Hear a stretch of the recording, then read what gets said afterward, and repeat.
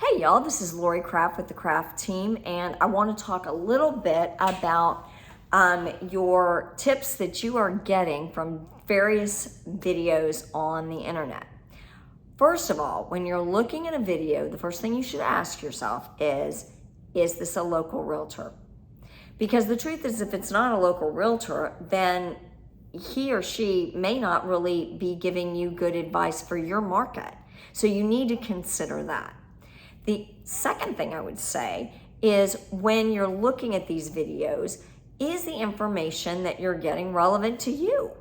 Because it may seem like, oh, it's a great idea, I'm gonna go do all this today. But let's face it, if you're not in the financial position to do it, don't go borrowing money from all your friends and family to invest in a real estate endeavor.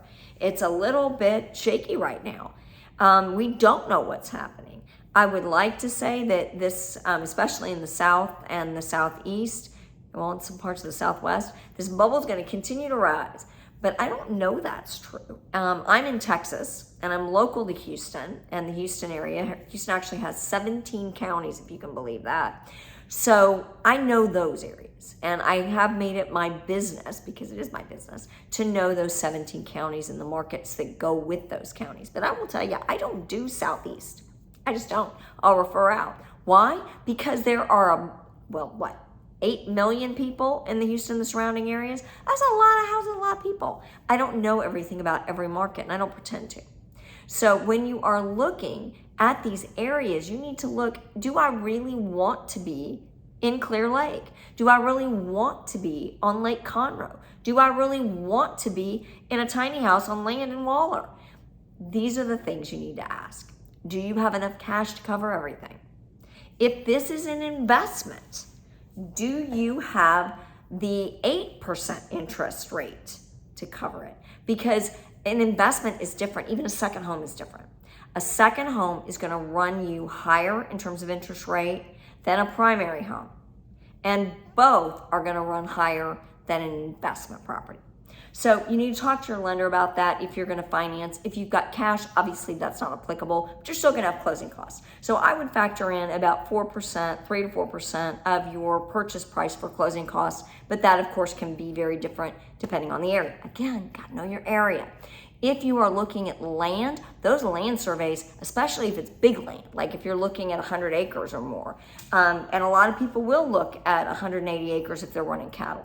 So if you're looking at that kind of investment, your survey is going to cost you a lot of money, several $1,000s probably. So budget for it. So if that's what you're doing, and you hear these people on the internet and especially on social media, and they're saying, now's the time to go invest in land, now's the time to go buy on the water. You need to ask yourself, am I prepared for that? Is that really where I want my money? Is that really going to let my money work for me? So consider that. The other thing I want you to be very cognizant of and very careful of is not everybody is ethical. Not everybody is going to give sound advice.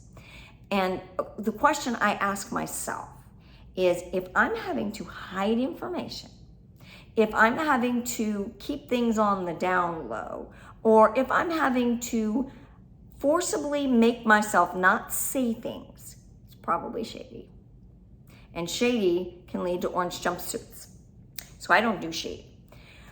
But I would ask yourself, when you're listening to these things on the internet, are they suggesting, are they saying things, flat out saying things like, nobody will tell you about this little secret?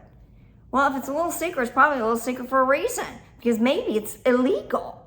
One thing that I saw recently that just had me spinning out is there was a TikTok influencer, and he was talking about buying investment property by maintaining your primary residence.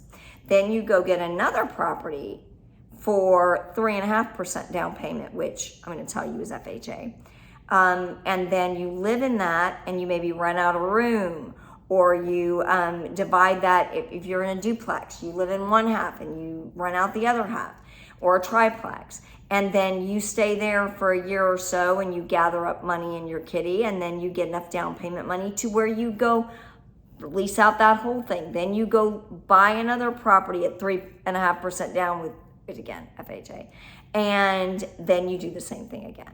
So you're leasing out your primary residence, or what was your primary residence, and then you're leasing out this townhome or condo or split duplex or single family, and you're running a room above the garage, who knows?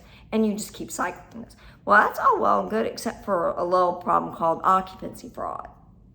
And there really is no getting around it until you get caught, and then you're, looking at a big, big fine, if not an orange jumpsuit. So what that means is, if you bought your house as a primary residence, you cannot then turn around and lease it out long-term. In some areas you can, and a bank will allow you to do that if you are in a pickle and you've already bought another property. So then you may be able to petition the lender and say, look, I'm leasing out this property, and that's what we're doing. The reason is because of what I said earlier. When a lender lends you money, they base your percentage on the risk. And if you are using your primary now as a leased property, that's a higher risk. People tear up leased properties. They commit crimes in leased property. They cook meth in some leased properties. Some leasers do, not many, but some. And then your property's unoccupiable. So those kinds of things can happen. And then if you're foreclosed upon, the bank eats all that.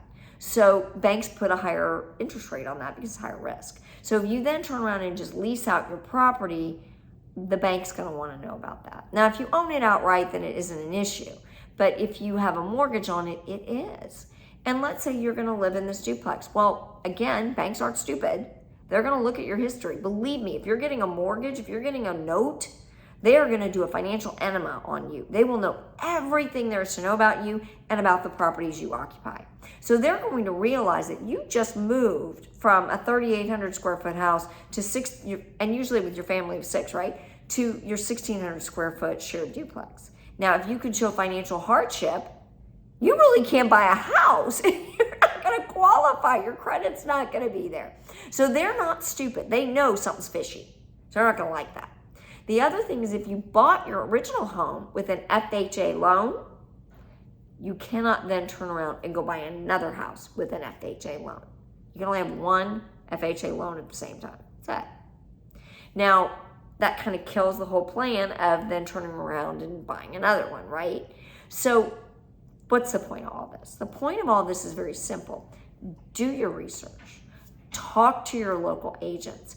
Don't get sucked into get-rich-quick schemes, even if they don't seem like a get-rich-quick, because they're talking about years of investment. There are really smart investments out there. And yes, the other one that I see swirling a lot right now is foreclosures. Everybody needs to wait because all the foreclosures are coming. Well, we had a backlog of foreclosures. So if you're not seeing a whole bunch of foreclosures right now, and you're not, you're probably not going to see a bunch of foreclosures unless the economy falls apart, which could happen. I'm not saying it wouldn't. But if the economy falls apart, is it going to impact you enough that you really can't go buy another house? So be thinking about that. And I always try to warn my buyers too about foreclosures. You really need to know what you're getting into. Make sure you do a thorough investigation of that property. Make sure you check for liens. Make sure you know everything that's happened to that property. Make sure you do really good, thorough inspections on them. I always recommend an inspection. I don't care what you're buying. But in the case of especially HUD homes, because usually they come with a 10-day option period. There's no other, that's it. You get 10 days, you figure out what all you want to do, and that's it. There's no negotiating. You buy it as is, where is. That's what you're doing. So know that going in. And so that's why you really have to do that good investigation of them. Because if somebody can't pay their mortgage, are they really paying for problems when they arise? They've got a pipe leak. Are they calling that expensive $300 an hour plumber? Or are they putting a little duct tape on it and hoping for the best? And then what happens when it leaks behind the wall? And there's just a lot that can go wrong with foreclosures. And then I mentioned liens. It needs a definitive title search on those, because foreclosures can often come with lots of mechanics liens and tax liens and all kinds of problems. So be careful of those. So that's another one I'm seeing rolling around on the internet. So bottom line, when you've got questions, when you think this is a great opportunity, I really want to try to see if I can make this work for me, give me a call. Give us a call here at the Craft Team, and we will help you craft your new beginning, whether that is in your primary residence or in an investment property. Y'all have a great day, and always join us on Facebook. I'm on the Craft Team, pretty easy to find us, and or Lori Craft with the Craft Team. Either Facebook page, you can find me, and you can find our Tuesday tips, and we've got some really good information there. And of course, you can tune into our YouTube channel. And you can always call me, 281-630-9935, and we'd love to help you craft your new beginning.